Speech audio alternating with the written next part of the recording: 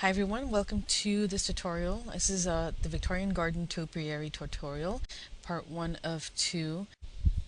Now I just took some close-up pictures just to show you the overall look of the project that I created using Wild Orchid Crafts, beautiful flowers, and some other stuff. Basically, I want to show you how to assemble it. I don't go through every detail on there because that would be your design. So what I basically did here is I bought a cone, a styrofoam cone that I cut the tip off because it was a little crooked and it was a little too tall. I found it on clearance because it was actually broken, but I used some craft glue and glued the top back on. And using this scrap piece of burlap, I was able to fit it in the square piece that I had here. And I did mention when I introduced the original video that you want to make sure that you get a pot that the rim, the opening part, the top part of the rim of the pot is not wider than the largest part of the cone, like the bottom part. So you want it to be about the same size and diameter because it will look a little disproportioned.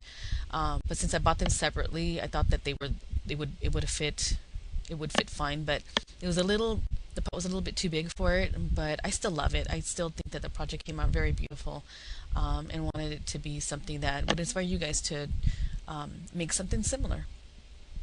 So I used hot glue, and I have mentioned before not to use hot glue on styrofoam because it can melt your styrofoam, and it still does.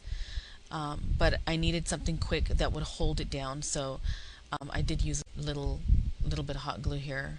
Actually, I used kind of a lot to have everything hold down. The fabric helped tons.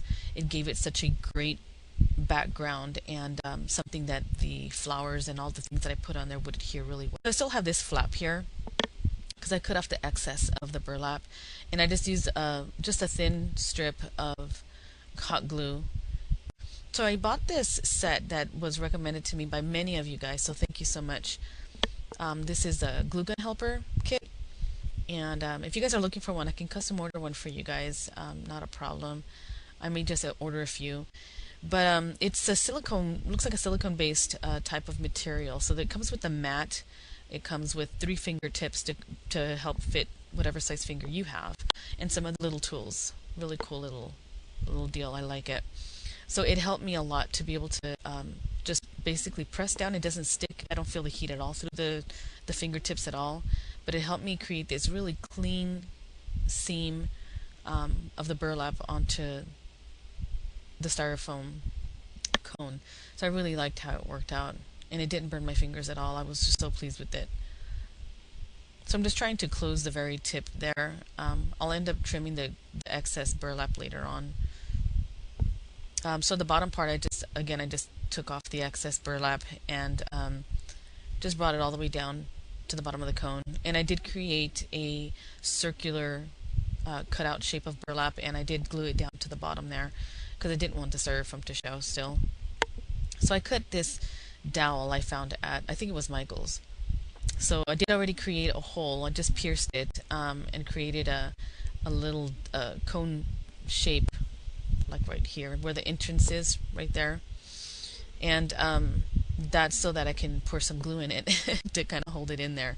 So this is kind of an eyeball kind of a thing as far as piercing your dowel. There's no science that I know of on how to do it except to stick it in there as straight as possible. So the tip or the opening of the bottle was really clogged, so I had to open it and actually pour the glue in there. So I just wiggled it in there so I can get the glue down up in there so that it would hold and adhere.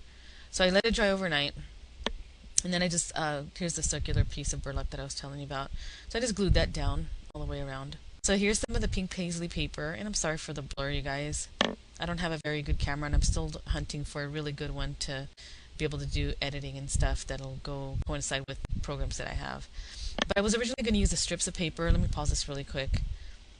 I was going to use these strips of paper because my first idea was to have pictures on the topiary itself, along with ribbons and lace and flowers and whatnot. Still, I created it at the end, it being not something that I could put pictures on, but I think I will be looking for a larger cone because these are paper ribbons that I wanted to have it flow from the very top of the topiary all the way down, and then have small like headshot photos of my family on there. So that's why I did cut these in strips, but I ended up not using it.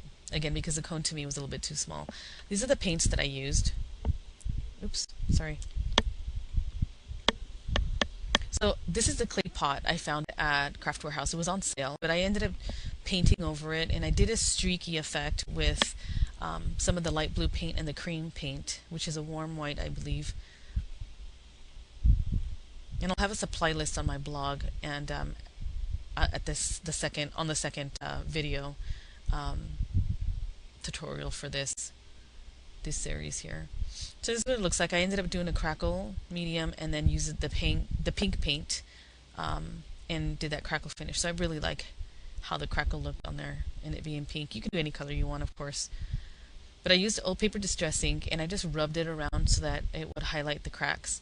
I ended up later on doing a little bit of vintage photo, but real lightly on a semi-dried blending tool, just to highlight a little bit more of the cracks. But I didn't show that in the video, but I am just letting you know.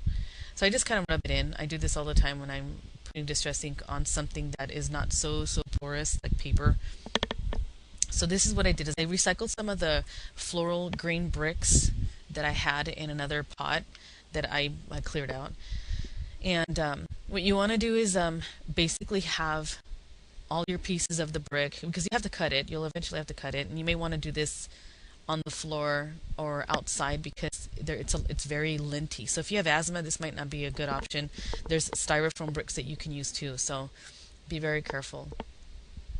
And so I cut a piece of the brick and I set it down and I squeezed it down in there, because that's really what you want, is to have a really nice tight fit of your bricks in there so that the dowel will have really good strong support underneath the moss that will be on the top part. So you just want to give it a nice tight fit in there. So I did cut lots of little pieces, well, not little, but I did cut good strips and chunks to fill in because of the circular shape that the pot is.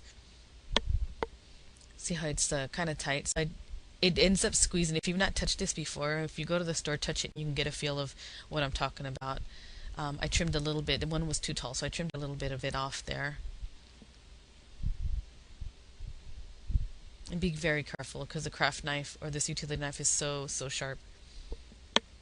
So I did actually just pour glue down on there because I wanted the next piece of the brick to fit really well in there. So I just pressed it down, trying to make it as even as possible. And then using some corsage pins, really extra long corsage pins, I did pierce them down in there to kind of hold things in place.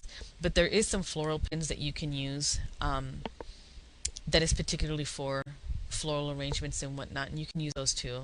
Those probably would be better, but this is what I had on hand, so this is what I use. And you can also use toothpicks and tips of skewers. So this is the other end of the dowel that I'm going to be piercing into the foam bricks there. But I just went old school and did carpentry work here and just shaved it and made it a pointy tip. My husband was like, "You better be careful."